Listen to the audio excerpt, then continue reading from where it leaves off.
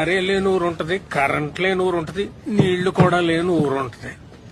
కానీ గుడి లేని ఊరిని ఎక్కడన్నా చూశారా? ఉండరా ఉండదు కదా. ఉండదు. అలాంటి ఊరే ఉండదు.